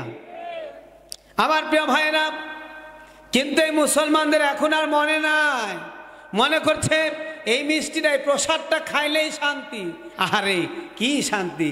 আবার বলে যে আমরা তো একই ভাই, তোমরা হিন্দু ভাই আমরা মুসলমান ভাই, আসো কুলাকুলি করি। বলেন ঠিক কিনা? এই বলে আর ওই দুর্গা পূজাতে যায় কি যায় না? রাগ করতেছেন? রাগ করতেছেন? এই যে কিছুদিন আগে বিশ্ব ভালোবাসা দিবস চলে গেল না? বিশ্ব ভালোবাসা দিবসে আপনি পার্কে গিয়ে দেখবেন যে মুসলমানদের সন্তানেরাই বেশি ওখানে ঘোরাঘুরি করছে, এক বেটা আর এক বেটির জন্য ঘুরছে। জোরে বলেন ঠিক কিনা? বেটা বাদাম কিনে আর বেটিকে খাওয়ানোর জন্য টুকুর টুকুর টুকুর টুকুর টুকুর টুকুর করে আর বাদাম ছিলিয়ে দেয়, ওই বেটিকে খাওয়ায়। বেটি খায় আর বলে পেয়েছে একটা মাল। জোরে বলেন ঠিক কিনা? বলেন ঠিক কিনা? এজন্য আপনার ছেলে আপনার মেয়ে বিশ্ব বেহায়া দিবসে, বিশ্ব ভালোবাসা দিবসে, যে কোনো সময়ে যে কোনো দিবস, মুসলমান কোনো দিবস পালন করতে পারে না। জোরে বলেন ঠিক কিনা? মুসলমানদের কোনো দিবস নাই। মুসলমানদের দিবস হচ্ছে দুইটা, সেটা হচ্ছে রোজার ঈদ, কুরবানের ঈদ। বলেন ঠিক কিনা? কোনো দিবস নাই, অন্য কোনো দিবস নাই, কোনো দিবস সে পালন করতে পারবে না। কিসের বিশ্ব ভালোবাসা দিবস? বিশ্ব ভালোবাসা দিবসে যারা গিয়েছে, একসঙ্গে যারা মিলিত হয়েছে, তাদের পেটেই হয়েছে ওলীদ বিন মুগীরা। জোরে বলেন ঠিক কিনা? তাদের বাবা ঠিক নাই। জোরে বলেন ঠিক কিনা? আমার প্রিয় ভাইরা, এবার আসেন মূল কথাতে যায়। এবার আবু জল তার হত্যা হবে, জল্লাদ কাঁদে, জল্লাদ কাঁদে। লোকজন বলে জল্লাদ কাঁদে, জল্লাদ বলে যে আমি কাঁদি কেন? কারণ হচ্ছে একজন মুসলমানের মৃত্যু হবে আর একজন মুসলমানের কারণে, এটা তো আমি সহ্য করতে পারি না। ইন দ্য টাইম দেখে গেল পশ্চিম আকাশে কি যেন আসতেছে ঝড়ের বেগে, একেবারে ঝড় আর ঝড় বালিনে খুব দ্রুত দ্রুত বেগে বেগে আসতেছে। এবার জল্লাদ বললেন অপেক্ষা করেন, অপেক্ষা করেন। আমার প্রিয় ভাইয়েরা, সবাই অপেক্ষারত, দেখা যাক কে আসে, কে আসে, দেখা যাক কে আসে। সবাই অপেক্ষায় আছে, অপেক্ষায় আছে। দেখা গেল যে যুবকটা 3 দিন সময় নিয়ে চলে গিয়েছিল, ওই যুবকটা খুব দ্রুত চলে আসলেন। আসার পরে বললেন আমিরুল মুমিনিন, আমার ভুল হয়ে গেছে, আমি রাস্তাতে আসার সময় আমার এই ঘোড়ার পায়ে আঘাত পেয়েছিল, এ কারণে দেরি হয়েছে, তাছাড়া আমি দেরি করতাম না। আমাকে তাড়াতাড়ি হত্যা করেন, আমাকে তাড়াতাড়ি হত্যা করে আমাকে পবিত্র করেন। কারণ হচ্ছে ওই কিয়ামতের ময়দানে যদি রব্বুল আলামিন আমাকে প্রশ্ন করে তুমি কেন হত্যা করেছো তাকে, তাহলে আমি এই প্রশ্নের উত্তর দিতে পারবো না। ওই প্রশ্নের উত্তর কিয়ামতের ময়দানে দেওয়ার আগেই যদি আমি প্রশ্নের উত্তরটা ঠিক মতো দিতে পারি, এখানে যদি আমার বিচারটা হয়ে যায়, আমি পবিত্র হলে অবশ্যই আমি আল্লাহর জান্নাতে চলে যাব। বলেন সুবহানাল্লাহ। আর একটু জোরে বলেন সুবহানাল্লাহ। আমার প্রিয় ভাইয়েরা, যুবক বলেন আমিরুল মুমিনিন তাড়াতাড়ি আমাকে হত্যা করেন। এবার ভালোবাসার খেলা শুরু হয়ে গেছে। আমিরুল মুমিনিন আমাকে হত্যা করেন। আবু যর তিনি আশ্চর্য হয়ে গেছে, আরে এটা কোন যুবক, 3 দিন পরে ফিরে এসেছে নিজের জীবন দেওয়ার জন্য, এসে বলতেছে আমিরুল মুমিনিন আমাকে হত্যা করেন। আহারে তারা কেমন মুসলমান ছিল একটাবার লক্ষ্য করে দেখেন ভাইয়েরা আমার। আমরা এখানে মুসলমান, একটু স্বার্থের বিনিময়ে আমাদের ওয়াদা ঠিক থাকে না, একটু স্বার্থের বিনিময়ে আমাদের কথা ঠিক থাকে না, একটু সময়ের ব্যবধানে আমাদের চরিত্র পাল্টে যায়। আমাদের চরিত্র বর্তমান গিরগিটির মতো। জোরে বলেন ঠিক কিনা? গিরগিটি বিভিন্ন সময় বিভিন্নভাবে কিন্তু রূপ চেঞ্জ করে। জোরে বলেন ঠিক কিনা? এখন এক দলে, একটু পরে আর এক দলে গিয়ে বলে ভাই তোমাদের সাথে আছি, মুসলমানদের সাথেও থাকে আবার তাদের সাথেও যায়। কথাটা আসবে, একটু পরে আসবে ইনশাল্লাহ, একটু পরে আসবে। চেহারা মানুষের এখন স্বভাব চরিত্র হয়ে গেছে গিরগিটির মতো। কিসের মতো? ওটা চেঞ্জ করতে হবে। প্রিয় ভাইয়ের আমার, এবার আসেন, এইবারে আবু যর এবার চিন্তা করতেছেন এটা কোন যুবক এত কষ্টে এই জীবনটা দেওয়ার জন্য ফিরে এসেছে, এটা আমার কে? এই যুবক ফিরে আসলো। তিনি আশ্চর্য হয়ে যাচ্ছেন। এবার তিনি আশ্চর্য হচ্ছেন। যুবককে এবার জিজ্ঞাসা করা হলো, যুবককে জিজ্ঞাসা করা হলো। আমিরুল মুমিনিন জিজ্ঞাসা করছেন, যুবক তুমি তো জানো নিশ্চিত তোমার মৃত্যু হবে, তারপরে তুমি ফিরে আসলে কারণটা কি? যুবক বলতেছেন আমিরুল মুমিনিন আমি জানি নিশ্চিত আমার মৃত্যু হবে, তারপরও আমি ফিরে আসলাম। কারণ হলো আমার কারণে একজন মুসলমানের মৃত্যু হবে, এটা আমি সহ্য করতে পারি না। একজন মুসলমান আর একজন মুসলমানের আয়না স্বরূপ নবীজি বলছেন, কাজে একজন মুসলমানের কারণে আর একজন মুসলমানের মৃত্যু হবে, এটা আমি সহ্য করতে পারবো না, ওই জন্য আমি ফিরে এসেছি। আমার প্রিয় ভাইরা, আবু যরকে জিজ্ঞাসা করলেন আমিরুল মুমিনিন, আবু যরকে জিজ্ঞাসা করছেন হযরত ওমর জিজ্ঞাসা করলেন, হে আবু যর তুমি তো তার জামিনদার হয়েছিলে, তুমি জানার সত্ত্বেও কেন জামিনদার হলে? তোমার তো মৃত্যু নিশ্চিত, তারপরে তুমি জামিনদার হয়ে গেছো। আবু যর বলেন আমিরুল মুমিনিন আমি জানি আমার মৃত্যু হবে, তবে আমার একটা বিশ্বাস ছিল, মুসলমান যদি একবার ওয়াদা করে জীবন চলে যাবে তবু সে ওয়াদার খেলাপ করবে না, ওয়াদার খেলাপ করবে না, প্রয়োজনে জীবন দেবে তবু মুসলমান ওয়াদার খেলাপ করবে না। কারণ ওয়াদার খেলাপ করে যারা মুনাফিক তারা। বলেন ঠিক কিনা? আমার প্রিয় ভাইয়েরা, এই কথা এই দৃশ্য দেখার পরে যুবকটা ফিরে এসেছে, আবু যরের সাথে কথোপকথন চলতেছে। এবার যাদের আব্বাকে হত্যা করা হয়েছে এই দুই যুবক দুই ভাইয়ে ভাইয়ে আলোচনা করতেছে, ভাইজান এত সুন্দর আদর্শ ছেলে, এই ছেলেটাকে হত্যা করব কেমনে? একজন বলতেছে কি করে হত্যা করব, আর একজন বলতেছে আমাদের আব্বাজানকে হত্যা করেছে তাকে ছাড় দেওয়া যাবে না। এবার আপনাদেরকে প্রশ্ন করতে চাই, এই যুবককে তারা হত্যা করবে কি করবে না? জানা দরকার আছে না নাই? শেষ পর্যন্ত জানার জন্য এটা আমি একটু অপেক্ষায় রাখলাম, দেখি এই ছেলেকে তারা মাফ করে দেয় নাকি হত্যা করে, এটা জানা দরকার আছে না নাই? বলতে পারেন কি শুরু করলেন? শুরু তো কেবল, বলেন ঠিক কিনা? কেবল তো শুরু। তাহলে এবার আমরা একটু দেখতে চাই ওই ছেলেটাকে আসলে হত্যা করবে নাকি তার জন্য কিছু পুরস্কার আছে, দেখি কি পুরস্কার দেয় নাকি আসলে হত্যা করে। তাহলে 1 নাম্বার বৈশিষ্ট্য যদি কারো থাকে, কেউ যদি মুসলমান হয় মাফ করে দিবেন কি? আরো জোরে বলে, মুসলমান নর এবং নারীকে মাফ করবেন কি? নাম্বার 1 রব্বুল আলামিন বলেন ইন্নাল মুসলিমিনা ওয়াল মুসলিমাত, এক নম্বরে যদি কেউ মুসলমান নরনারী হয় রব্বুল আলামিন তাদেরকে অবশ্যই মাফ করে দেবেন, তাদের জীবনের সব গুনাহ মাফ করে দেবেন, তারা হবে সম্মানিত। জোরে বলেন সুবহানাল্লাহ, আর জোরে বলেন সুবহানাল্লাহ। দুই নম্বর রব্বুল আলামিন বলেন ওয়াল মুমিনিনা ওয়াল মুমিনাত। এই কিছু মানে সামনে যারা আছেন তারাই শুধু বলছেন আল্লাহু আকবার, পিছনে ভাইরা কি রাগ করলেন? যদি রাগ না করে থাকেন তাহলে সবাই যদি হয়ে থাকেন খুশি, সবাই জোরে মারবেন ঝাঁকি। রাজি আছেন সবাই? আমি কোরআনে কারিম তেলাওয়াত করে শেষ করব যখন, আপনারা যদি হয়ে থাকেন খুশি সবাই মিলে মারবেন ঝাঁকি। রব্বুল আলামিন বলেন ওয়াল মুমিনিনা ওয়াল মুমিনাত। আর একবার বলেন আল্লাহু আকবার। আল্লাহ পাক বলছেন দুই নাম্বার বৈশিষ্ট্য যারা হবে মুমিন, এই পৃথিবীতে আল্লাহ 4টা বৈশিষ্ট্য দিয়ে মানে 4টা প্রকার দিয়ে মানুষ সৃষ্টি করেছেন। এক ফিতরাতের উপরে মানুষকে আল্লাহ সৃষ্টি করলেন। পৃথিবীতে মানুষ আসার পরে 4 ভাগে বিভক্ত হয়ে গেল। নাম্বার 1 হলো মুমিন। নাম্বার 1 কি? এক নাম্বার হলো মুমিন মুমিনাত। যারা মুমিন মুমিনাত তারা হলো জান্নাতি। জোরে বলেন সুবহানাল্লাহ।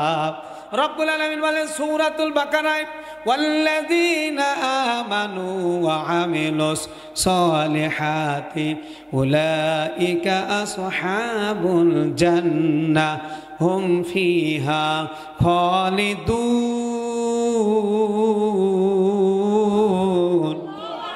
আল্লাহ তাআলা বলেন যারা আল্লাহর প্রতি ঈমান এনেছে, সৎ আমল করেছে, রব্বুল আলামিন তাদের জন্য নির্ধারণ করেছেন জান্নাত, আর ওই জান্নাতে তারা চিরকাল থাকবে। বলেন সুবহানাল্লাহ। এই জান্নাতে সর্বপ্রথম একজন ব্যক্তির জন্য আল্লাহ জান্নাত খুলবেন, তার নাম জানা থাকলে জোরে বলেন। জানা নাই? একটু পরে জানানো হবে। তিনি হলেন আপনার আমার প্রিয় নবী, কলিজার টুকরা, রাহমাতাল লিল আলামিন, নবী মুহাম্মদুর রাসূলুল্লাহ সাল্লাল্লাহু আলাইহি সাল্লাম। তার জন্য আল্লাহ তাআলা জান্নাত নির্ধারণ করে রেখেছেন। সর্বপ্রথম আল্লাহ তাআলা তার জন্য জান্নাতটা খুলে দিবেন। জোরে বলেন সুবহানাল্লাহ।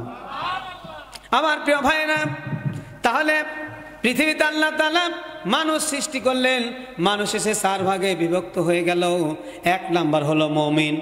এক নাম্বার কি? মুমিন। যারা জান্নাতি তারা বলেন সুবহানাল্লাহ। যারাই মুমিন তারাই জান্নাতি। নাম্বার 1 মুমিন। নাম্বার 2 যারা মুসলমানদের সাথে থাকে, মুমিনদের সাথে থাকে, আবার ওই বাজারে গিয়ে শয়তানদের সাথে একত্রিত হয় আর বলে আমরা তোমাদের সাথে আছি, আর বলে আমরা তোমাদের সাথে আছি। রব্বুল আলামিন বলেন তারা হলো মুনাফিক। বলেন তারা কি? মুনাফিক। এবার আল্লাহ তাআলা বললেন নবী আপনি জানেন কি মুনাফিকদের সম্পর্কে? নবী বললেন না আমি জানি না। রব্বুল আলামিন বলেন ইন্নাল মুনাফিকিনা লাকাযিবুন। আল্লাহ তাআলা বলেন মুনাফিকরা হলো মিথ্যাবাদী। জোরে বলেন কি বাদী? মুনাফিকরা হলো মিথ্যাবাদী। কিছু মুনাফিক আছে, ডোন্ট মাইন্ড করবেন না। কিছু মুনাফিক আছে মুখে আছে দাড়ি, মনে হয় যেন মুখে আছে, গায়ে আছে জুব্বা, দেখলে মনে হয় কেবলা কাবা। মুখে আছে দাড়ি, শয়তানের দাড়ি। এবার আমরা শুধুমাত্র এই যে আপনি মাইন্ড করেন না যে দাড়ি আর টুপি নিয়ে আপনি কেন কথা বলছেন।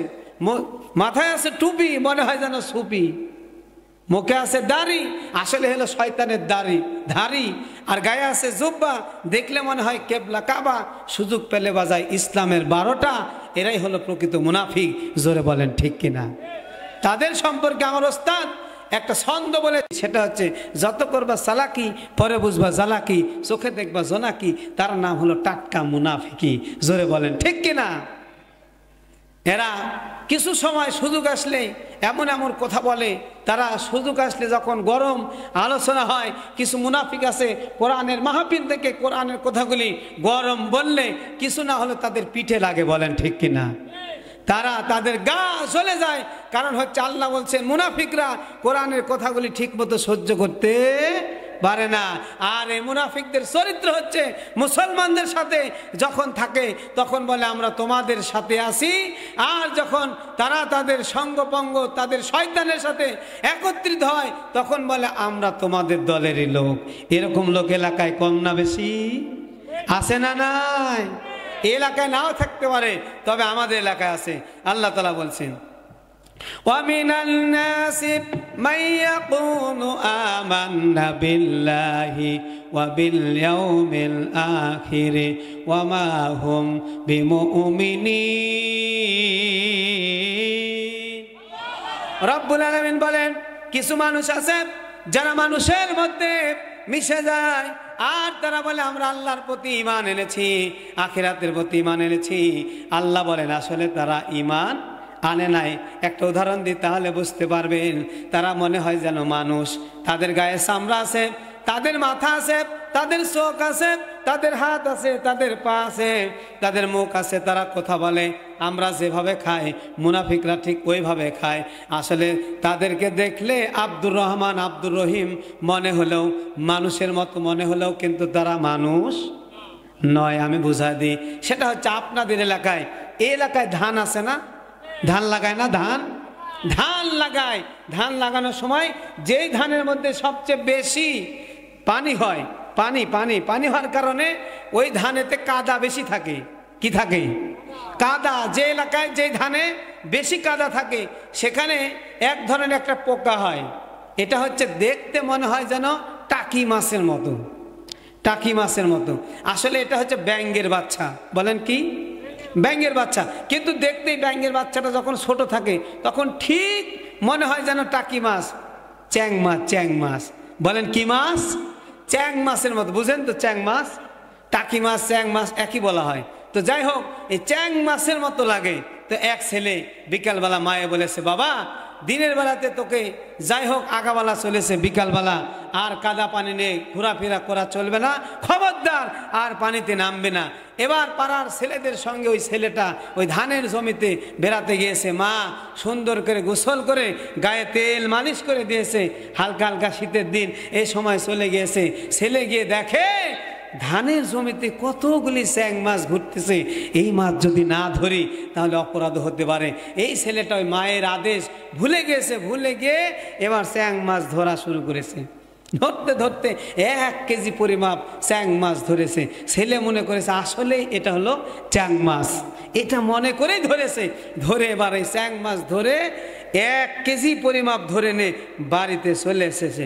আসার পরে মায়ের কাছে যখনই মা দেখেছে ছেলের গায়ে কাদা, মায়ের মাথা গরম হয়ে গেছে।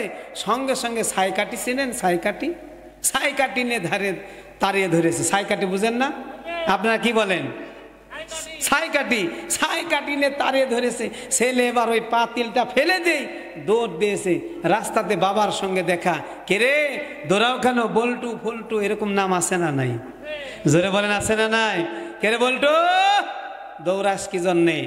বলছে মাথা গরম হয়েছিল, বুঝো নাই, বংশ টংশ দেখো নাই, যাকে ইচ্ছা তাকে বিয়ে করেছো।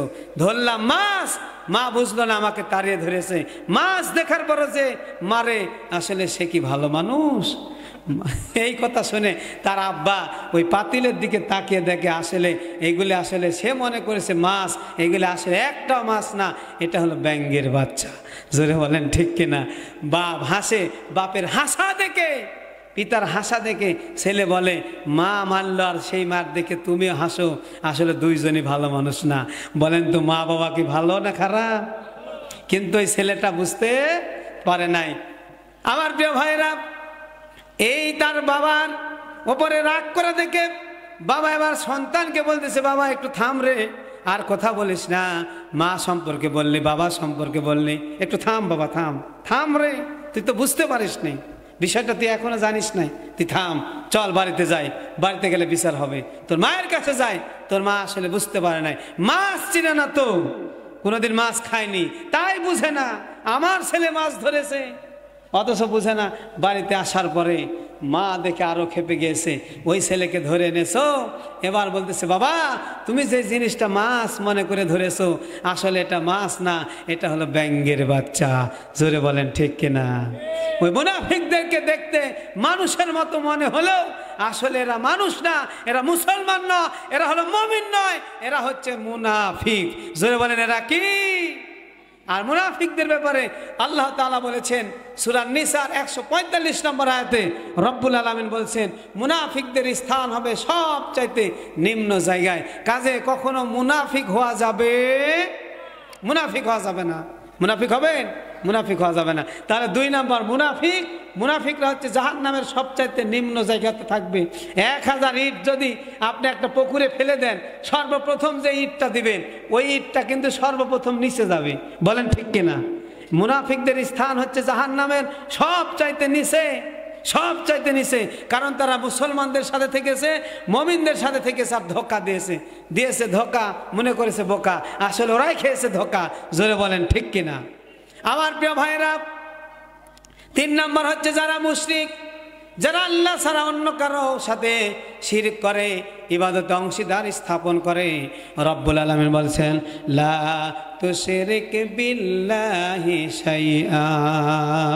রব্বুল আলামিন বলছেন খবরদার কখনো তোমরা কারো সাথে আল্লাহর সাথে কাউকে শিরক করো না।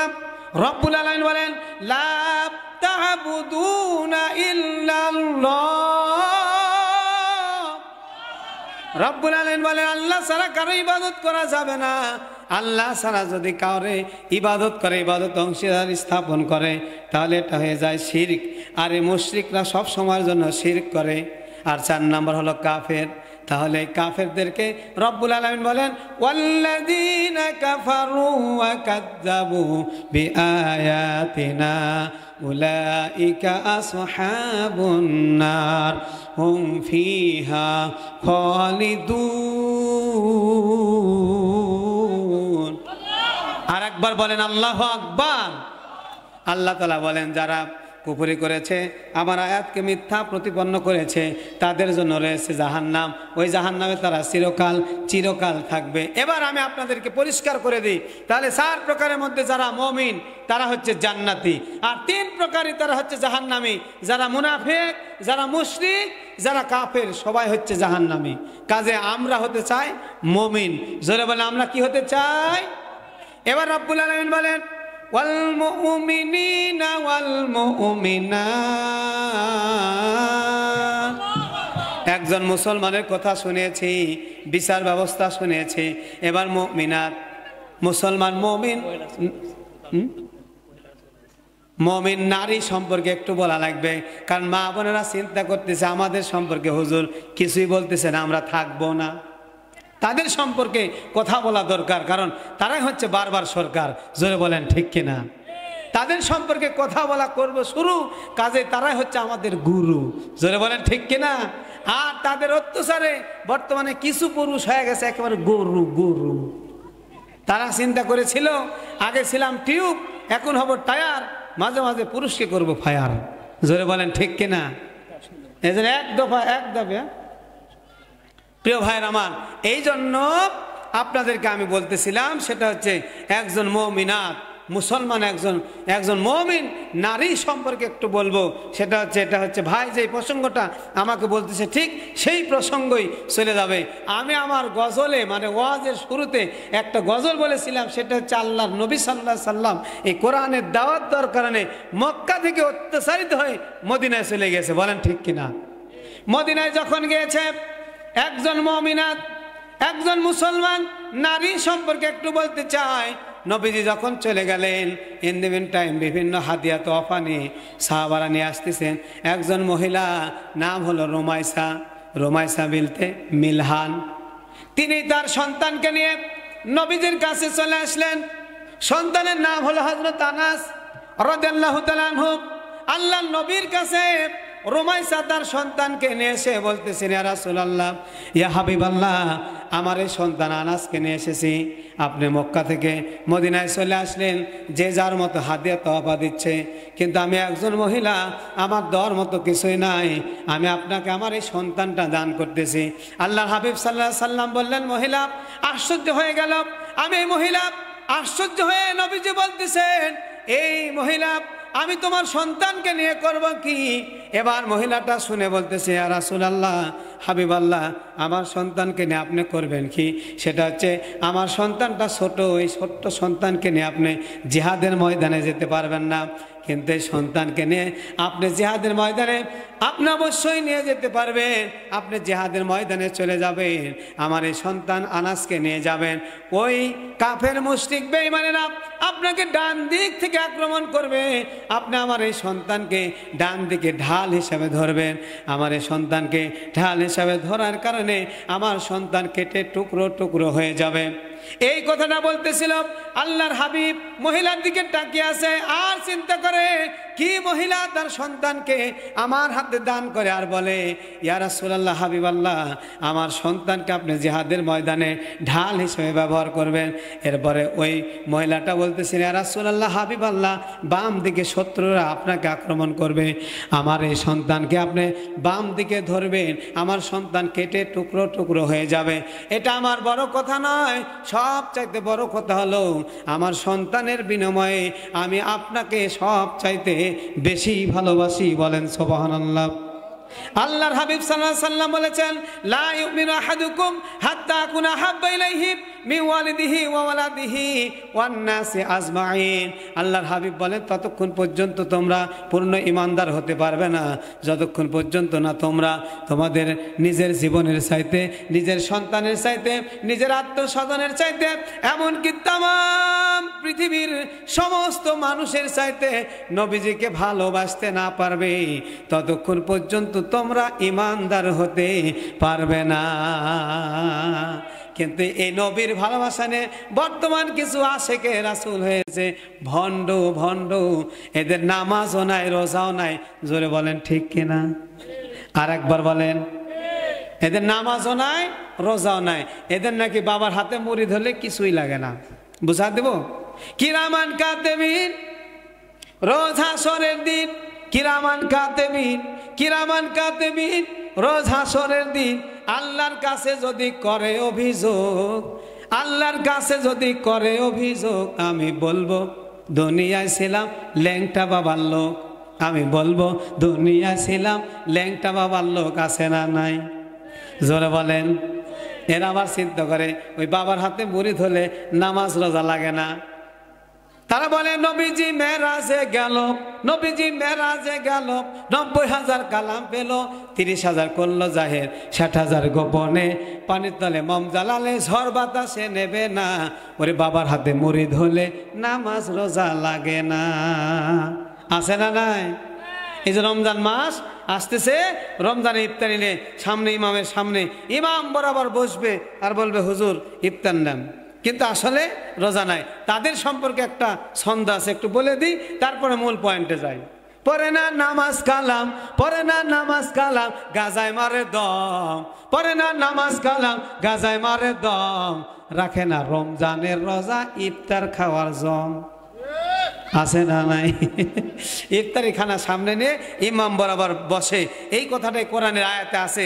সেটা হচ্ছে একটা গুণ আছে যে যারা রোজাদার ব্যক্তি, রোজাদার নারী এবং পুরুষ, আল্লাহ বলছেন তাদেরকে আল্লাহ মাফ করে দিবেন। জোরে বলেন সুবহানাল্লাহ। আমি এক নজরে এই 10 জন পুরুষের কথা সেটা বলে দিই। সেটা হচ্ছে রোজাদার নারী এবং পুরুষ।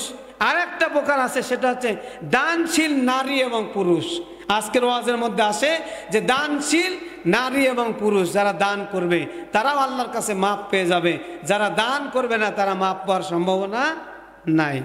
রব্বুল আলামিন বলেন, আল্লাযীনা ইয়াকুলুনা রাব্বানা ইন্নানা আমান্না ফাগফির লানা যুনুবানা ওয়া কিনা আযাবান নার আস-সাবিরিনা ওয়াস-সাদিকিনা ওয়াল কানিতিনা ওয়াল মুনফিকিন।